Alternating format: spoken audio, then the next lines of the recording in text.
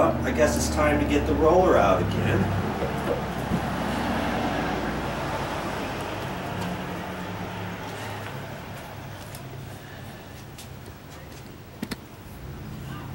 And I wanted to show you this next bit for a reason. What could that reason be? Set this over here. Let's see how well my paint roller did.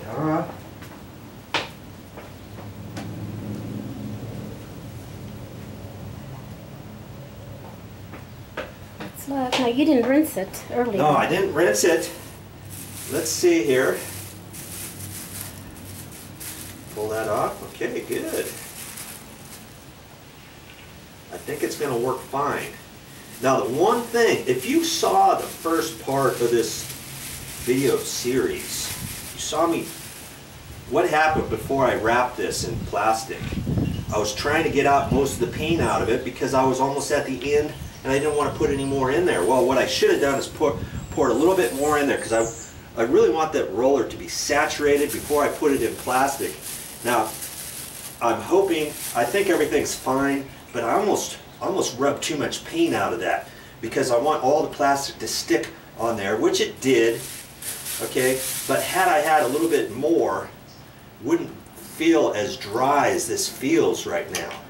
And I've been off it for about 5 hours, this floor. And I want to make sure that doesn't dry too much, you know, because I want to rinse this out when I get all done. And I think I'm going to be okay.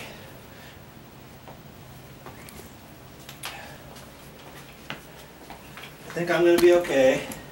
I like to rinse out my stuff at the end because I might use this roller cover again because I've only used it this one time, right?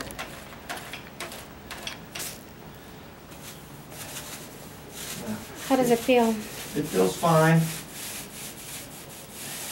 It feels just a little dry.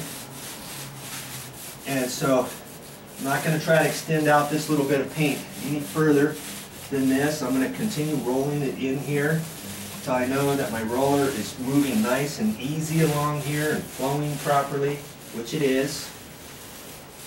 Okay, now I can move on.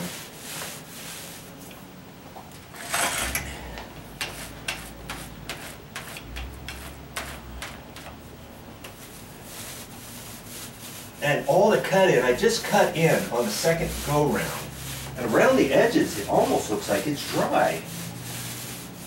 So this second coat could dry quicker than the first coat because it's not soaking in as far. I mean, I would have thought the very opposite, that this second coat would take a little bit longer to dry. But I don't think it's going to. I mean, we're in perfect conditions because it's breezy outside. Still a nice temperature, not too cold. You don't want to do this too late in the afternoon because if it's going to be cold during the evening, during the night, you get up the next morning, this could still be tacky. And depending if you need to walk on it the next morning, you might have just done yourself a disservice. Okay? You might want to wait until the next day in the morning to put your second coat on. So it's got most of the day to dry. Just a thought.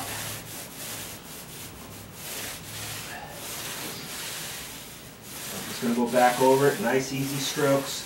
I've got continuous pressure on here as I'm pushing down with my arm, my hand. I want the same pressure all the way. I don't want to get globs on this or anything.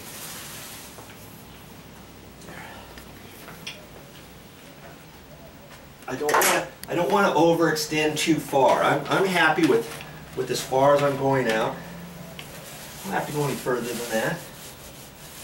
Okay? I mean, geez, I've only been on this floor where the cut-in took me maybe 15 minutes. So,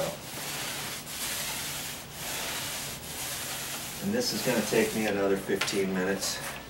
Maybe 20 minutes to get done. You make it look so easy, Joe. Well, it is easy. As long as you know the right steps and stuff. And You know, am I a professional painter? No. I kind of self-taught myself years ago. I was always kind of afraid of it. And guess what? The first time you do a painting job, yeah, you might screw up. That's how you learn. There's only so much you're going to learn by reading something on the internet, by watching something on the internet. That's not a given that you're never going to make a mistake. And I make mistakes all the time. Okay? I don't just post the exact thing I want. You're going to watch me. If I screw up, you're going to see it, and you're going to see how I fix stuff like that. But you only get better by doing it. So it's time to start saving some money around your house and get out there and buy yourself some tools.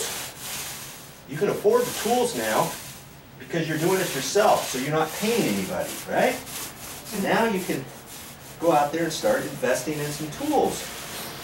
Now granted, I didn't have to spend very much for these tools. I bought some cheap paint brushes.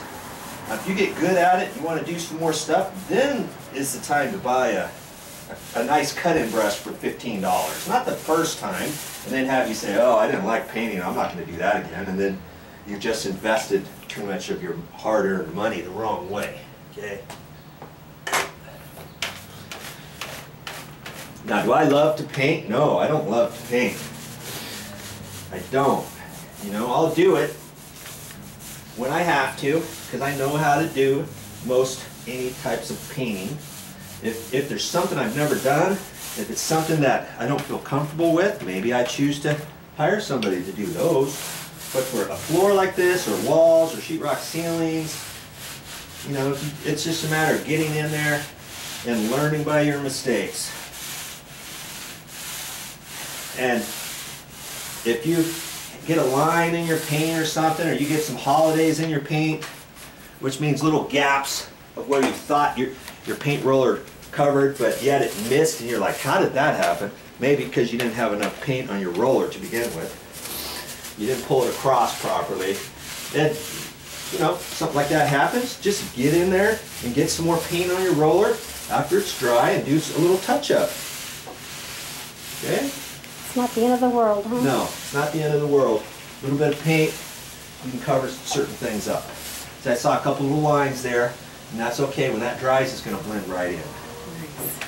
Nice. Ooh.